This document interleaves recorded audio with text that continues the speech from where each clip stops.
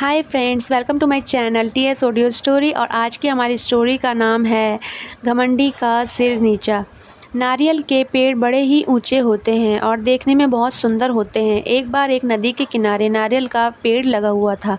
उस पर लगे नारियल को अपने पेड़ के सुंदर होने पर बहुत गर्व था। सबसे ऊंचाई पर बैठने का भी उसे बहुत मान था। इस कारण घमंड में चूर नारियल हमेशा ही नदी के पत्थर को तुच्छ पड़ा हुआ कहकर उसका अपमान करता रहता।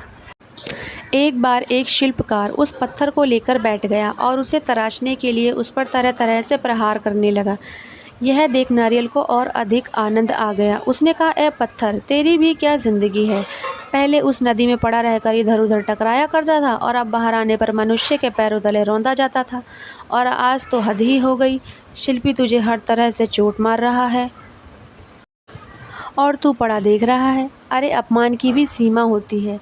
कैसी तुच्छ ज़िंदगी जी रहा है। मुझे देख, मैं कितने शान से इस ऊंचे वृक्ष पर बैठता हूँ। पत्थर ने उसकी बातों पर ध्यान नहीं दिया।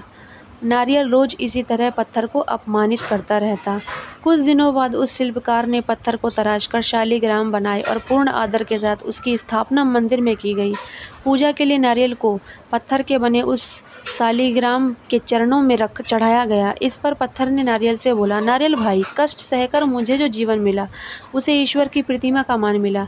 मैं आज तराशने पर ईश्वर के समतुल्य माना गया, और जो सदैव अपने कर्म करते हैं वे आदर के पात्र बनते हैं, लेकिन जो अहंकार घमंड का भार लिए घूमते हैं वो नीचे आ गिरते हैं।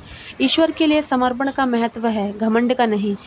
पूरी बात नारियल ने सिर झुकाकर स्वीकार की, जिस पर नदी बोली, इसे ही कहते हैं घमंडी का सिर नीचा।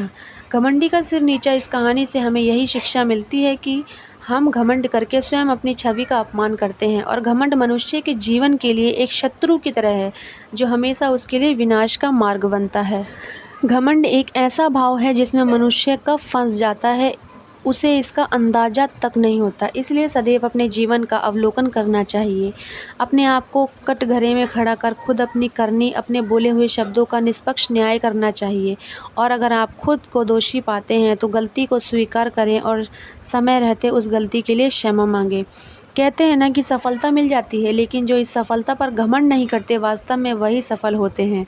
घमंडी व्यक्ति कितना भी ऊपर उठ जाए, एक दिन वह नीचे आकर गिरता है, और उस वक्त जो उसका अपमान होता है उससे बड़ा श्राप उसके लिए कुछ नहीं होता। तो कहानी आपको अच्छी लगी होगी। आपको भी कहानी अच्छी लगी हो घमंडी का सिर नीचा, तो वीडियो को लाइक, चैनल को सब्सक्राइब ज़रूर करें और अगली वीडियो के साथ बने रहें। And thanks for watching. Bye.